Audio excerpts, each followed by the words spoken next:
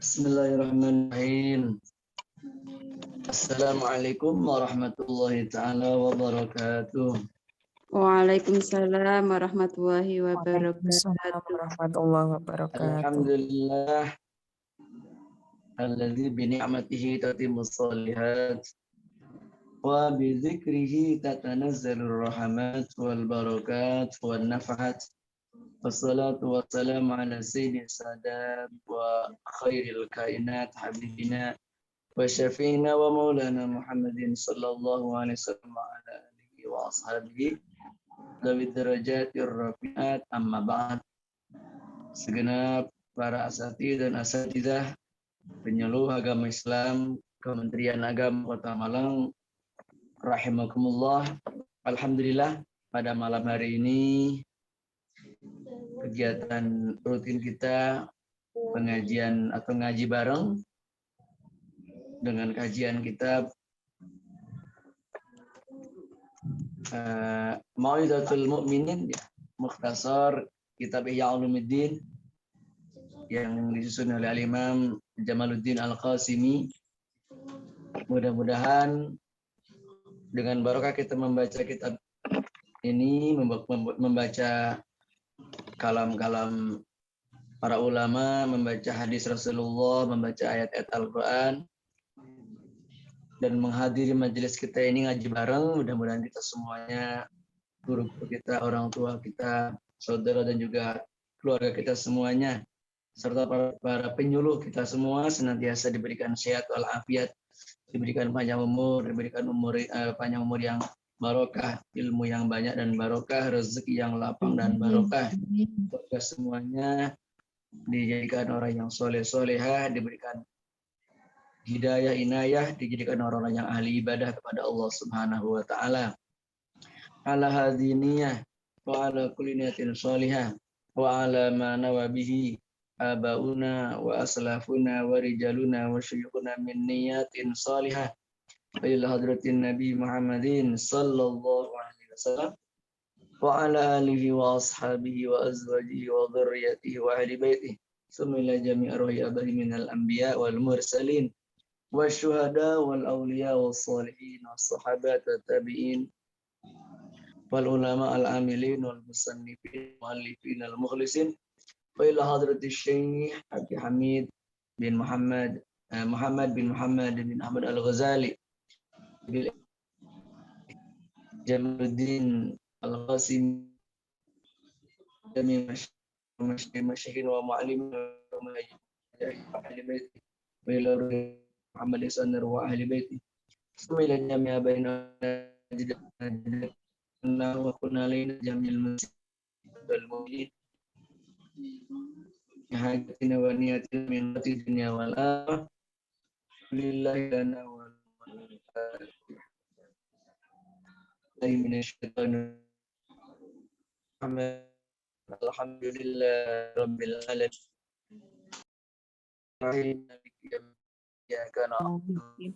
إياك وإياك نستعين اهدنا الصراط المستقيم صراط الذين أنعمت عليهم غير المغضوب عليهم ولا الضالين. Alhamdulillah sampai paragraf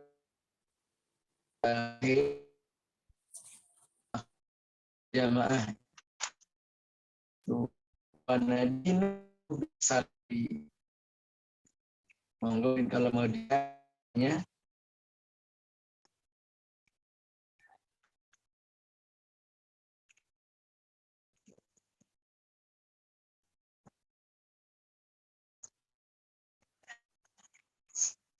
Bismillahirrahmanirrahim. Qala al-musnifu ta'ala wa adam an-naf'a bihi wa bi uruni wa amadana bi asrari wa anwari fid daraini amin. Ila an qala nadinu bi hubbi sari alladhi ikhtarahu Allah azza wa jalla li suhbati nabiyyi alaihi wa wasnusnya alaihim bima nabiyin wa natawallahum ajma'in. Kita beragama ya berpandangan dalam masalah agama ini dengan mencintai generasi salaf. Generasi salaf yang merupakan umat pilihan ya. Yang dipilih oleh Allah Subhanahu wa taala. Generasi salaf itu dimulai pada zaman sahabat, kemudian zaman tabi'in dan tabi'it tabi'in ya. Sampai kalau tahun atau tahun 300 ya. Tahun mulai sahabat sampai ke 300 Hijriah atau abad akhir ketiga. Itulah yang dimaksud dengan salah sama-sama sahabat, kemudian at-tabi'in dan tabi'ut tabi'in. Hal ini berdasarkan hadis Nabi khairul qurun qarni malladzina yalunahum malladzina, sebagai masa adalah masaku, masa ketika masih hidup dan para sahabat, kemudian yalunahum generasi setelah mereka sampai ke tabi'in. Nah, teman para ulama ya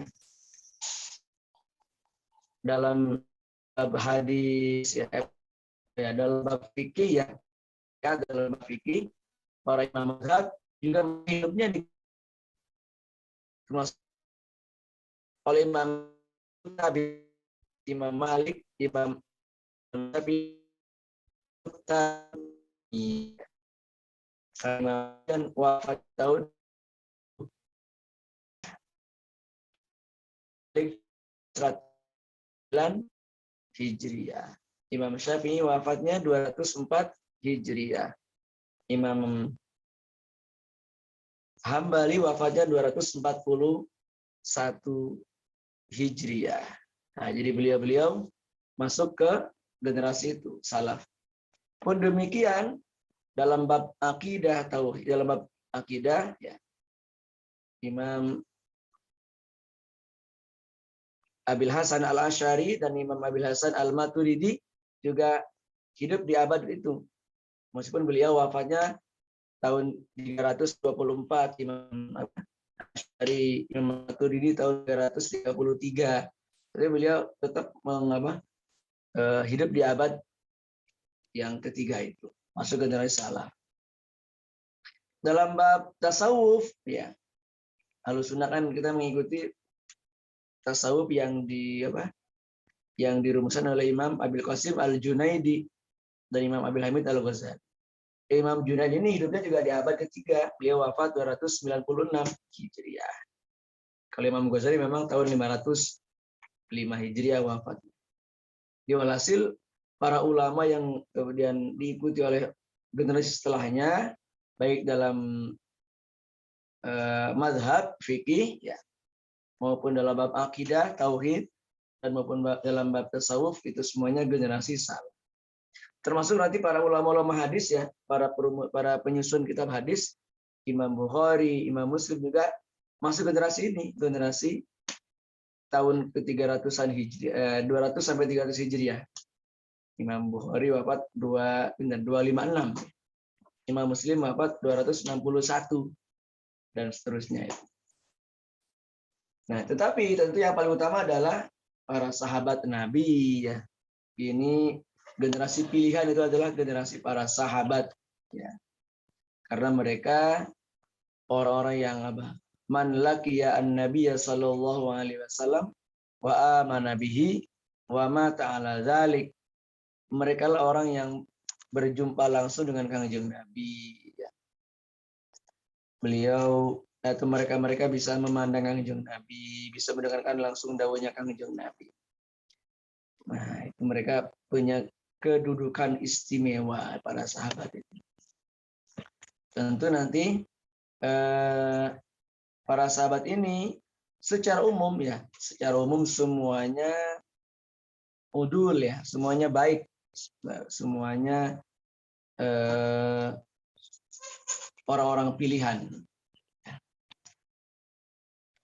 Kemudian begini, wa naqulu innal imam al-fadila ba'da Rasulillah sallallahu alaihi wasallam Abu Bakrin As-Siddiq radhiyallahu alaihi wa inna Allah a'azza bihi ad-dina wa azharahu 'alal murtadin wa qaddamahu al-muslimun bil imamah kama qaddamahu Rasulullah sallallahu alaihi wasallam lis-shalah wa sammuhu bi ajmaihim khalifata Rasulillah sallallahu alaihi wasallam. Nah, kita berpendapat atau Ahlus Sunnah berpendapat imam yang paling utama atau manusia paling utama setelah Rasulullah adalah sahabat Abu Bakar As-Siddiq yang nama aslinya sahabat Abdullah bin Abi Quhafah. Ya.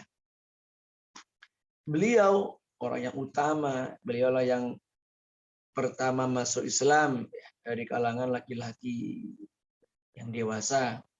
Kalau dari kalangan anak-anak, sahabat Ali bin Abi Thalib. Kalau dari kalangan wanita ya sahabat atau Sayyidah Khadijah ya binti Khuwailid. Kalau dari kalangan mawali ada namanya sahabat Zaid bin Harisa yang merupakan pelayannya Rasulullah ya.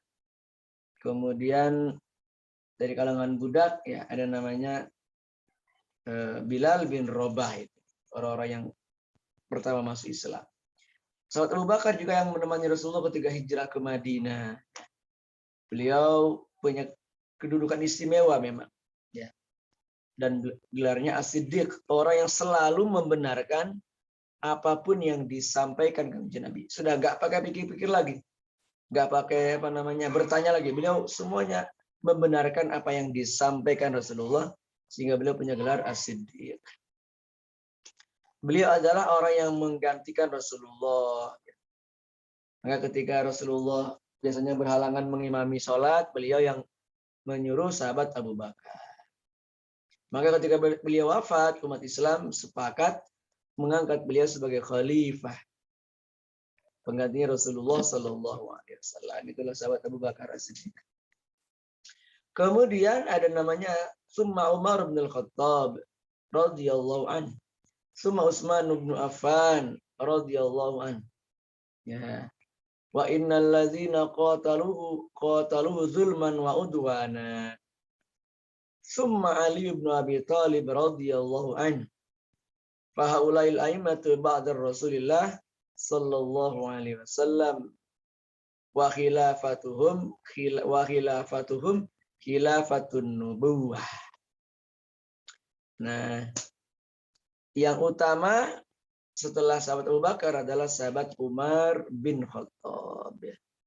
Meskipun beliau masuk Islam ya pada tahun ke-6 kenabian, ya, beliau masuk Islam pada saat orang Islam sudah berjumlah 40-an. Berarti beliau kurang lebih orang yang ke-41 masuk Islam. Tetapi perannya luar biasa. Sehingga beliau pun menjadi khalifah yang kedua pengganti sahabat Abu Bakar.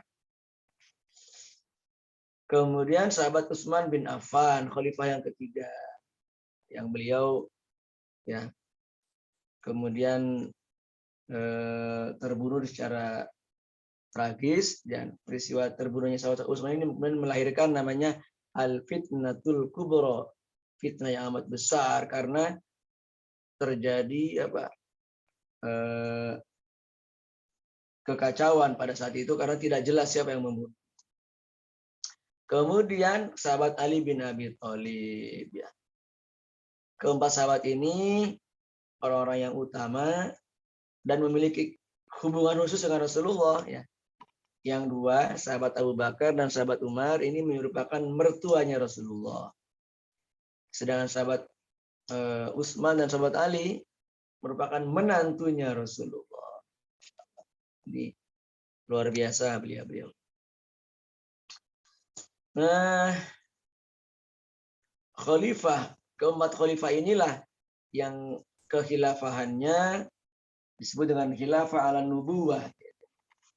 Kan ada riwayat memang al-khilafah itu hanya sampai ke tahun ke-30 Hijriyah, yaitu setelah wafatnya Sayyidina Ali, itu sudah berakhir dengan khilafah nubuwah.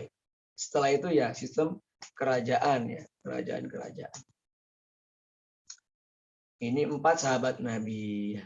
Wa natawalla sa'iru ashabi Rasulillah wa nakuffu amma syajara bainahum. Jadi kemudian kita menghormati semua sahabat Rasulullah. Ya. Sahabat Rasulullah memang jumlahnya ikhtilaf. Ada yang mengatakan jumlahnya 124.000 sebagaimana jumlah para nabi. Nah, nanti pada saat itu Ahlussunnah bersepakat as-sahabatu udulun.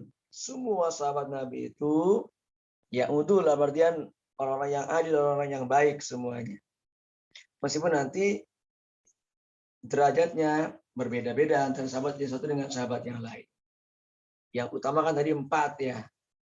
Yang paling utama sahabat Abu Bakar, kemudian yang utama berikutnya 4 sahabat ini. Kemudian ada lagi disebut dengan al-ashrul mubasysyirina bil jannah.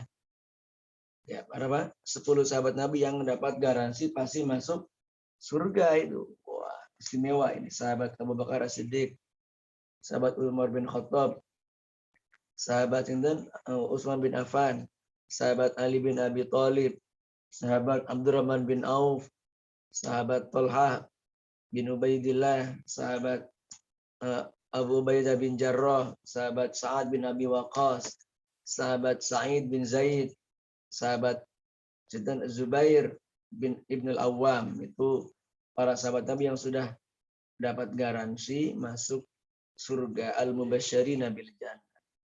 Kemudian berikutnya lagi ada namanya ashabu badrin, orang-orang yang atau ahlu badrin, para sahabat Nabi yang hadir pada saat perang Badar.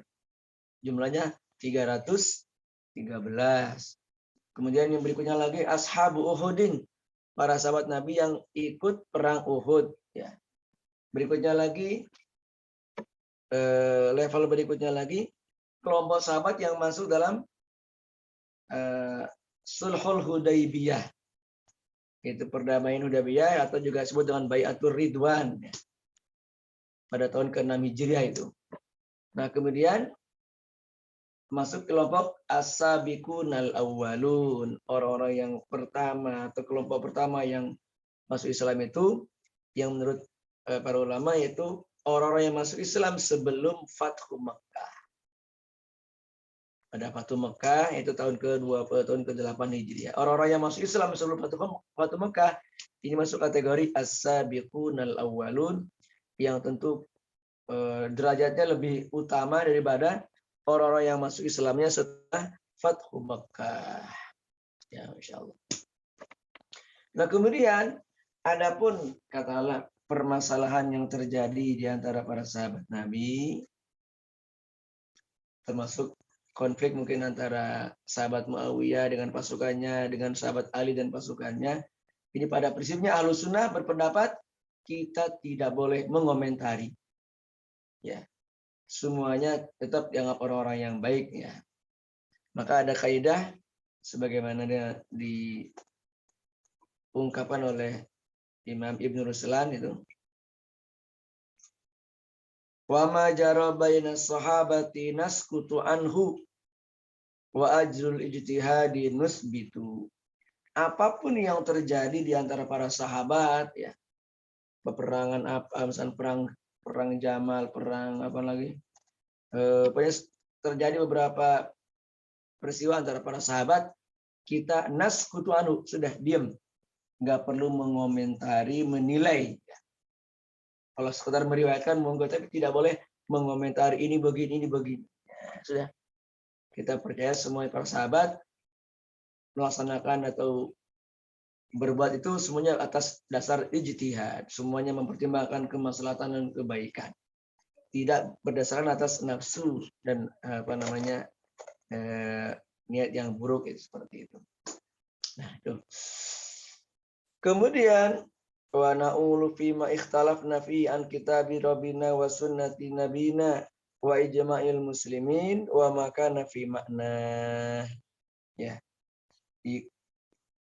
Dalam hal hukum ataupun tuntunan, manakala kita berbeda pendapat dalam memahami kitab Al-Quran maupun sunnah Rasulullah, ya, maka kita juga ikut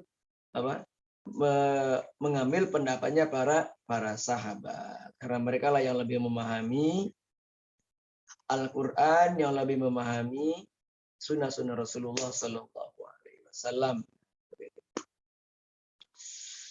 Wa lana tadi fi dinillahi ma lam ya'zan lana wala naqul 'ala Allahi ma la na'lam.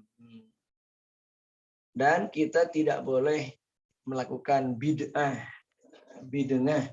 dalam agama Allah terhadap hal-hal yang tidak diizinkan, ya.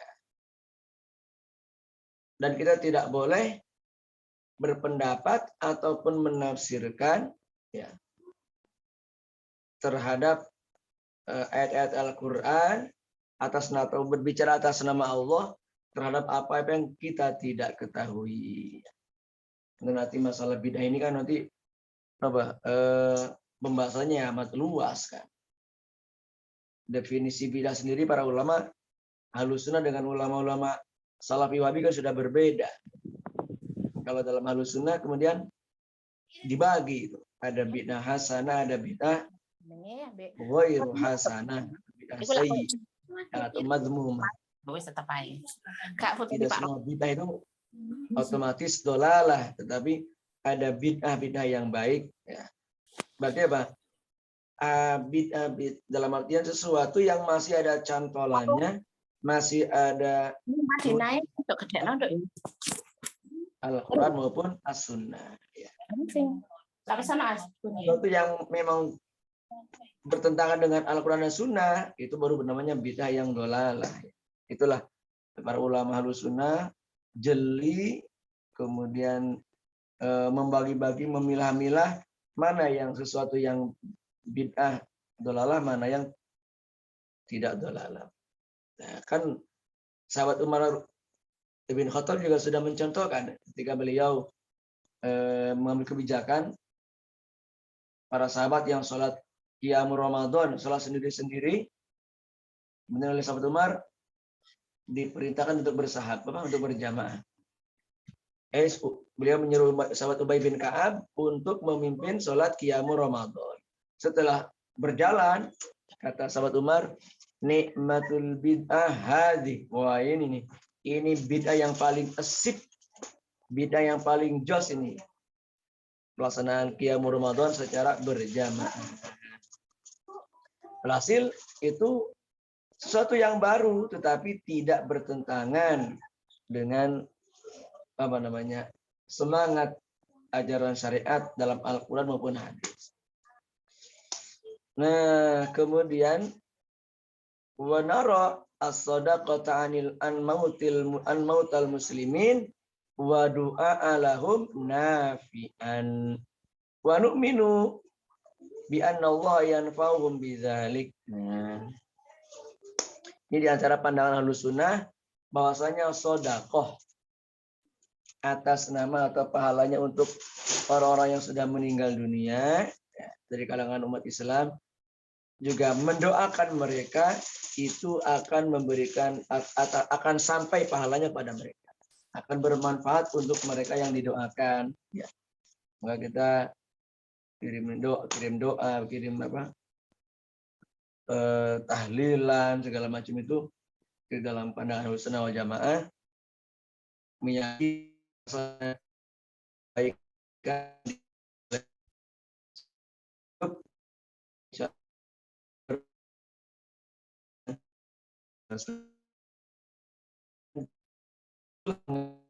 ada saat salat jenazah kan Allah maghfirhu warhamhu wa'afi wa'fu anhu, seperti itu. Kemudian ada surat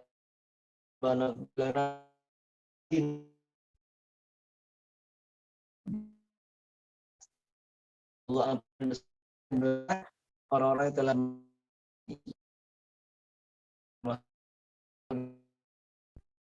saya sudah peluang untuk berbuka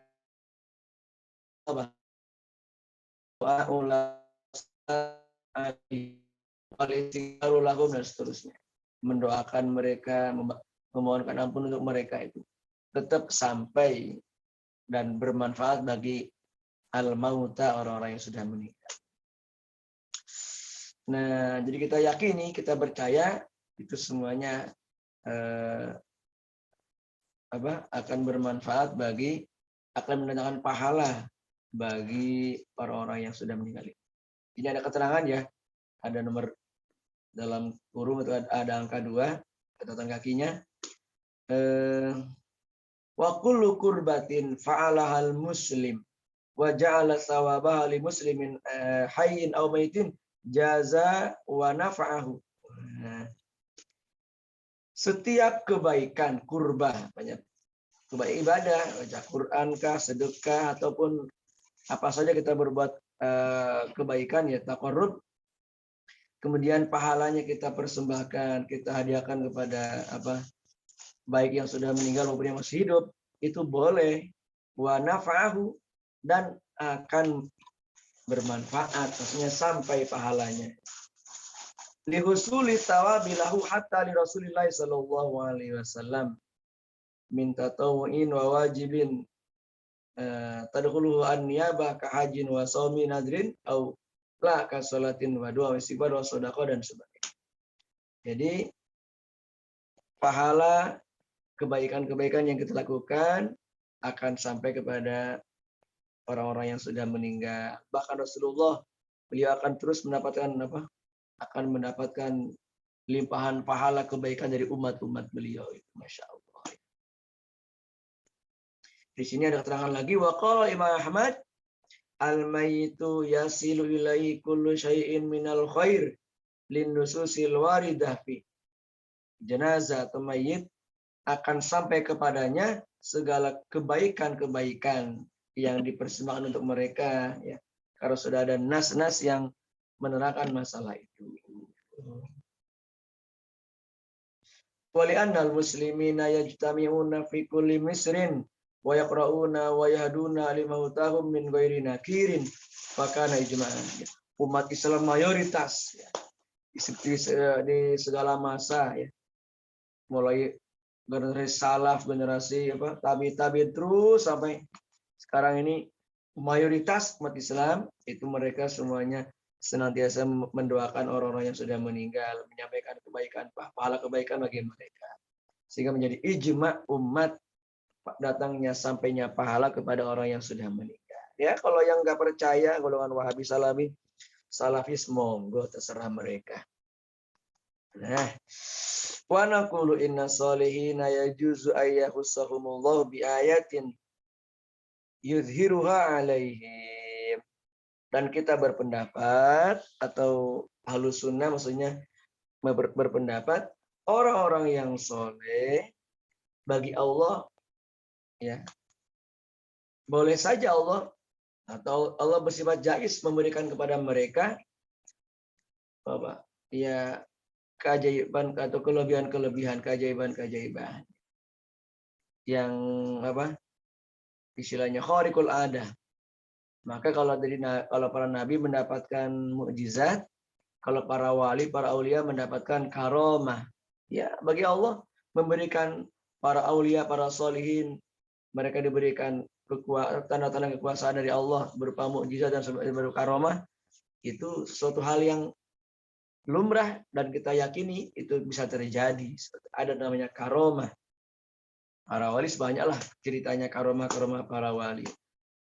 Baik ulama-ulama zaman salaf maupun ulama-ulama takhirin juga banyak yang sudah diberikan karomah oleh Allah Subhanahu wa ta'ala. Wallahu a'lam bishawab. Alhamdulillah. Mungkin itu yang bisa saya sampaikan di kitab Aqidah Ahlussunnah wal Jamaah ini, yang sudah selesai sampai ke paragraf terakhir tadi. Monggo menawi ada yang bisa kita diskusikan. Mungkin ada keterangan saya tadi kurang pas. Ada yang mau meluruskan? Silahkan. Oke. Dengan senang hati.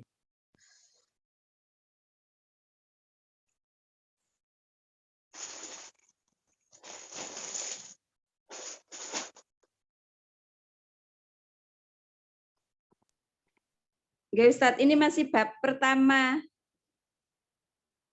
Oke. Masih masih apa? Masih belum tanya. Kita Aqidah Ahlussunnah ya. Sebelum nanti mulai bab apa rukun ibadat ya. Mulai toharo dan seterusnya ya. Oke. Monggo Mbak Nia mau tanya.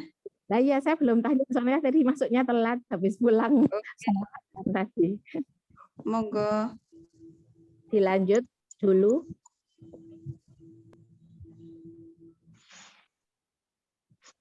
Alhamdulillah.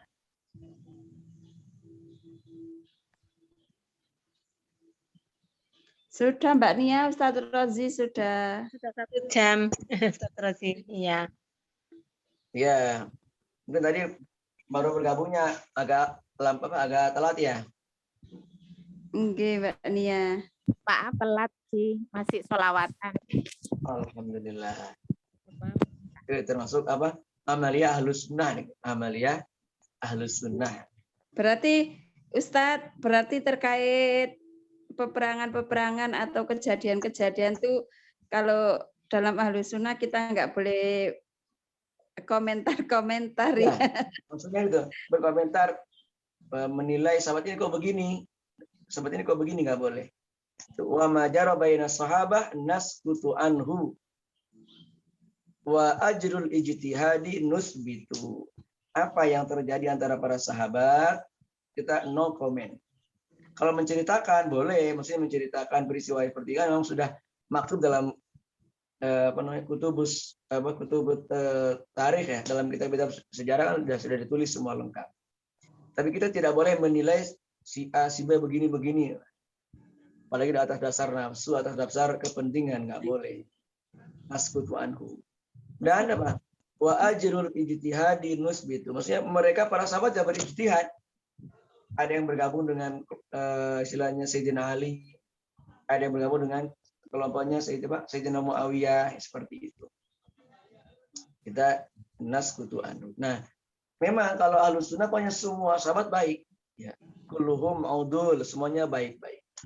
Maka itulah akidah yang benar. Sementara kelompok Syiah, ya, di antara kesesatan mereka karena mereka membenci sebagian sahabat Nabi. Mereka hanya memilih Sayyidina Ali dan Sayyidina Ali dan mungkin beberapa pengikutnya, sehingga mereka orang-orang Syiah bahkan yang Rafidhah itu luar biasa, mereka mengkafirkan para sahabat yang lain atau minimal membenci sahabat-sahabat Nabi yang lain, sahabat terutama sahabat Abu Bakar, sahabat Umar, sahabat Utsman. Mereka benci semuanya itu. Nah, sebaliknya ada namanya golongan Khawarij. Golongan Khawarij pokoknya mereka meskipun para sahabat Nabi kalau dianggap tidak sependapat dengan mereka dianggap kufur. Wah, maka Khawarij itu golongan Khawarij mereka membenci sahabat Ali dan seterusnya. Juga membenci kelompok Sayyidina Muawiyah dan pengikutnya. Banyak mereka berpendapat yang tidak sepaham dianggap kufur, itulah Khawarij, orang radikal. Maka yang membunuh Sayyidina Ali kan juga istilahnya apa? Orang berpandangan seperti itu. Ya. Padahal istilahnya kalau orang itu adalah qaimul lail, shaimun nahar, tapi pemahamannya keliru, kemudian dia sampai membunuh Sayyidina Ali bin Abi Thalib, Masya Allah ya. Ini kalau Ahlus Sunnah semuanya sahabat baik. Cuma tadi itu ada levelnya, ada level, ada derajatnya, ada 4 orang sahabat utama, sahabat Abu Bakar, sahabat Umar, sahabat Utsman, sahabat Ali. Ada 10 kelompok sahabat yang dijamin masuk surga. Al-Ashrul Mubasysyirin bil Jannah. Sahabat 4 sahabat tadi ya. Kemudian yang kelima sahabat Abdurrahman bin Auf, sahabat Talhah bin Ubaidillah, sahabat Abu Ubaidah bin Jarrah, sahabat Sa'id bin Zaid, dan sahabat Zubair bin Al-Awwam. Zubair bin Awam itu suaminya Sayyidatina Asma, putrinya Sayyidina Abu Bakar itu. Kemudian kelompok Ahlu Badar. Kemudian ada lagi Ahlu Uhud, kemudian Ahli Bai'atul Ridwan dan sebagainya. Itu semua para sahabat Nabi. Terus tadi yang mungkin yang agak terlambat gabungnya, kita ulangi. Jadi generasi salaf itu sampai abad ketiga. Pokoknya sampai tahun 300 Hijriah. Tahun 300 Hijriah itu generasi tabi'in. Jadi sahabat Nabi, generasi tabi'in, dan tabi'ut tabi'in itu adalah generasi salaf. As-salafus soleh, seperti itu. Meskipun generasi setelahnya, ya, bagi ulama-ulama terakhir ya tetap mengatakan salafuna, orang-orang yang sudah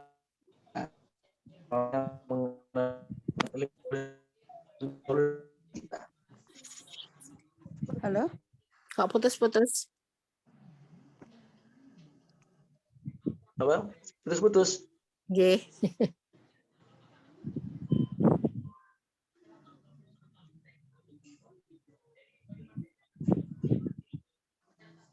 Cek. Halo. Nggih.